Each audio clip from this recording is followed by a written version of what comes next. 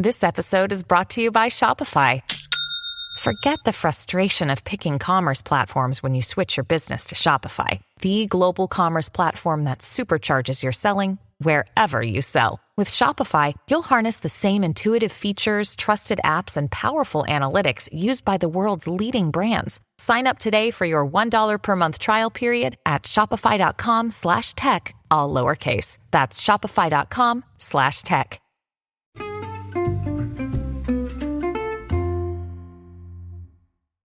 Hi, everybody, and welcome to the Dr. Psych Mom Show.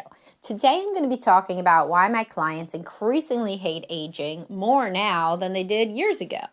And accounting for, that I've been working with kind of similar age groups. Obviously, had I only used to work with 20-year-olds and now I work with 40-year-olds, it would be largely irrelevant. But 20-year-olds don't come into therapy, at least not couples counseling, as much as older people. And so I have noticed that over time, people have seemed to get worse and worse about accepting aging.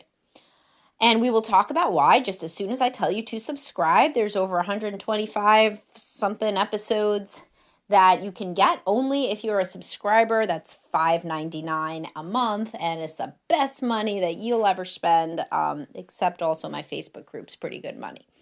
Okay, so anyway, moving on. So there are so many variables here, and I relate them all to our larger society. So nobody used to like aging, right? But it was like known, like you would just get older and then you would be at a different stage of life. And, so women would kind of cut their hair to signify that they were older. Remember when all older women used to have like the same haircut? That was when we were little. And, they didn't have sex as much, and that was just what it was. And really, yes, men could be lonely, but it wasn't like... It wasn't the end of the world, even just 10 years ago, the same way as it is now, the way that it feels to men in their 40s when they are not having as much sex as they want, or men in their 50s. To what do I attribute this? And my own hypotheses, my own ideas? There are many reasons. One of them is the ubiquity of internet porn. And I know I say this a lot. So it's not just internet porn, though. It's also intimacy porn, which was my phrase. And I have a podcast about that. So even just like going on Instagram or on Facebook or anywhere, TikTok, of course, you see these like couples that are still supposedly having sex, and it isn't even porn. So the guys that are being like, quote, good and staying away from porn, you should certainly like read and listen to everything that I've written on that porn use can be pretty bad for marriages, especially if you are already unhappy with your sex life. It is not the outlet that you think. Frequently, it can metastasize into really a cancer for your marriage. And if you have any addictive tendencies, it's no good. But anyway, it's not only porn. Some guys aren't even watching porn. But then they watch social media. And social media makes you think that everybody is in these happy marriages. Whereas like a man's primary source of social, interaction used to be actually hanging out with other dudes. And if you go like bowling league with other guys, they weren't sitting there talking about how much they got laid. That's like just really not something that would happen, because people don't talk about the intimate details of their married sex lives, especially men don't with other men. So you'd go out and you would socialize, which is releasing of dopamine anyway. And, you would think, we're probably all in the same boat, no matter what our boat is. However, now, people do not socialize as much, so this is a kind of a sociological level variable. People don't socialize as much in person, and instead they convince themselves that social media, catching up with friends on social media, is the equivalent in our busy lives. And why are they so busy? I'll get to that next. But you're not only catching up with friends on social media, of course, you're also looking at strangers. So the friends are bad enough because they're only posting the pictures and videos of like how happy they are. They're not really happy, I mean, some of them are, but they're not all really happy. And, but then you also see strangers who are like literally content creators that are producing, this content of happy couples, like guys making their wives laugh. This guy has a whole fucking account of him just telling jokes and his pretty wife just laughing. And like, oh my God, that's worse for guys than seeing, videos of blowjobs. Holy shit. So you think that this woman and her ilk exist out in the natural world, and you're like the only one that is the fool that that is with your dick in your hand, like twice a week because your wife only wants sex once a week. And that's not true. Kind of many people are in the same boat of feeling that midlife is a lull, in terms of excitement, but it didn't used to feel so isolating when you weren't bombarded with these curated images and videos of perfection in the relationship sphere, whether it's people that you know or people that you don't. Now, why is everybody so busy that they can't go out anymore and they can't hang out, they can't do their bowling leagues and everything? Well, obviously, many sociologists have written about this, right? There's literally a book, Bowling Alone, so this is hardly original, and it was probably written 30 years ago, so it's even less original. But the point that I see, the impactful variable that I see primarily, is child-centered marriages. So instead, parents don't socialize themselves. If they do, they bring the kids even to the party that they go to. But most parents do not socialize with other adults, except at the kids' team events or something like that, if the kid has sports. And the kids' extracurriculars just totally rule everything. Doing homework with the kid, and then doing the extracurriculars with the kid, and then feeding the kid, and then all of this. The child's sports or music or whatever, it holds, it's a tyrant over the rest of the family's routine. So most people don't really get to go out, or they tell themselves that they cannot socialize with other adults that much because they're always supposed to be with the family and with the children. So there's more isolation now in terms of being able to socialize with other adults. And that all makes people upset, it makes them more depressed, but it also makes them turn more to social media as their primary way to socialize, which has its attendant risks for self-comparison, as I just previously discussed. Now, the child-centeredness of the marriages has another main effect on this lack of acceptance of aging, which is that as soon as your kid is born, basically until they're at least 18, if not older, because of how many kids are living at home, refusing to get licenses, etc., don't even drive themselves places.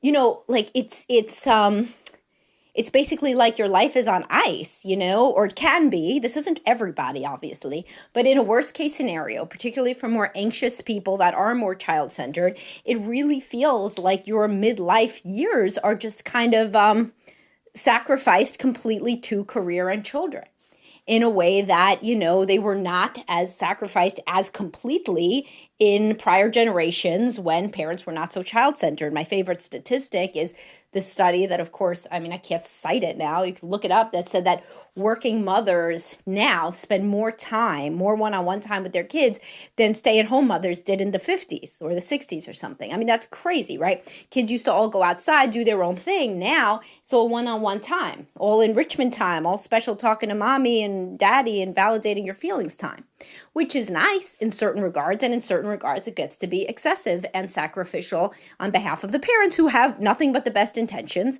and want to rectify the ills of their own childhood. But yet, when all of this coalesces, you end up with people who spend basically most of their 30s and 40s not living for themselves at all. So then, if you're going to tell them, which is only the truth, that in your 50s you get old, that shit happens. You go through menopause. You go into a different stage. Men do too. A 50-year-old man do not look like a 30-year-old man. That is just the case. And no animal doesn't look different 20 years down the line, right? That just isn't a thing. Like tortoises, it's going to be a 70-year-old tortoise going to look different than a 90-year-old tortoise, or whatever the longest living reptile is.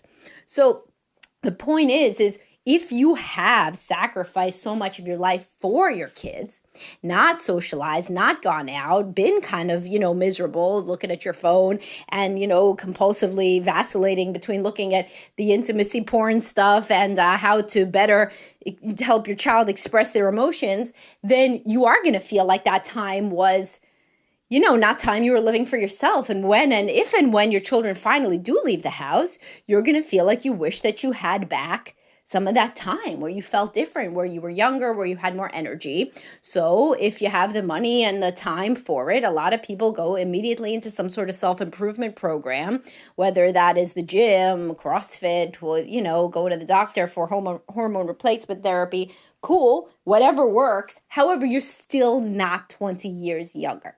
So when issues crop up related to not being 20 years younger, then people are shocked, angry, and frequently blame the partner, which is the entire point of why I see this and view it as an issue. So at that juncture is when men say things like, well, why isn't my wife trying harder to basically be more like she was when she was 30 years old? You know, people don't say this about any other stage of life. Like, people aren't like, why did that teenager become more serious-minded? That's terrible. Why aren't they just trying harder to hang on to adolescence? Nobody says that because it's crazy. And because it's thought to be positive that a 25-year-old would, show up for work every day in the way that a 15-year-old wouldn't. And a 35-year-old even more so would be even more serious-minded and into their career and less likely to, not come into work because they were smoking up all night, right? And that's considered to be good. But then what about when we get further on? Well, then people get different too. They keep on maturing. Their priorities shift, their values shift, their energy level shifts. All of it shifts because they're growing and they're evolving into the next stage of life. Now, does this mean, of course, it's still the ubiquitous question, unfailingly, that will be asked is, does that mean that my postmenopausal wife won't have sex with me? Of course. I mean, I don't know. Is she having sex with you? I'm not in charge of that unless you are seeing me directly for couples counseling where I can try to make headway, but it will not come without empathy on both sides and empathy for this perspective just as a warning, right? So, of course, I also have my menopause podcast. But the point is, yes, you can still have sex and you can still have an enjoyable life when you are older, but it's not going to look like when you were 30, when you're 50. Yes, you have more money. Yes, you have more time. Is it fair that then that money and that time does not translate into being able to basically live like a wealthier version of who you were when you were 30? It is not fair, I guess, but it is only normal and natural.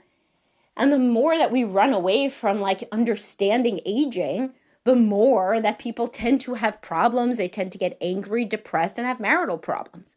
So what is the answer? Is the answer then you say, all right, well, then should I just never exercise? And, my potential listener here that I always say, the you that I'm saying is always like this total asshole devil's advocate. But I do get a lot of emails like that. So if I did get such an email, it would say, then are you saying that, we should all just get wrinkly and die? Well, there's a lot of shades of gray. A person can exercise and a person can learn about sex at midlife without trying to be, a completely different earlier stage version of themselves than they actually are. We can balance acceptance and change, which is, as I've said in previous podcasts about aging, what DBT is really about. So DBT, dialectical behavior therapy by Marsha Linehan, originally made for borderline personality disorder. It balances the dialectic between acceptance and change. And that is what people really need to do in order to move in a healthy way into midlife. Yes, there were some losses, of course, you will. Do you wish that you were still 30 years old? In some ways, yes. Hopefully, in some ways, no. Hopefully, in some ways, you've gained more wisdom and life experience and you've raised your children, etc. But if not, if there have been more losses and regrets, then you can only see who you are now truly, objectively, and try to move on from there. But when people try to recapture an earlier phase, like go out partying like they used to and try to drag their wife or their husband or whatever along with them, as though somebody who's 55 isn't going to want to go to bed earlier than somebody who's 25. I mean, it just doesn't make any sense. So the most conflict that I see is when neither party can validate the other's perspective, such that, let's say it's the woman who is more in the idea that we are older now. Sometimes it's the man, but if the woman is like, well, listen, I am just in a different stage of life. I just don't find sex as important now. I'll try, but it's not going to be like it used to. Well, the man says, man, I see that. Good point. I see that. And I would still appreciate us trying, to be close once a week, to be intimate. That goes a lot better than the guys who are like, why not? Why not? Why do you always think inside the box? I know, you know the people live down the street, right? I mean, shit, that woman's out running 8 hours a day. And I mean, she's a year older than you. That's not going to go well. And similarly, it's not going to go well for the woman to say to the man, I have no idea why you want to be younger, why you think that we should still act like that. That's totally crazy. I've never in my life had any idea at all that I wish that I was anything different from what I am because, humans have stages. No.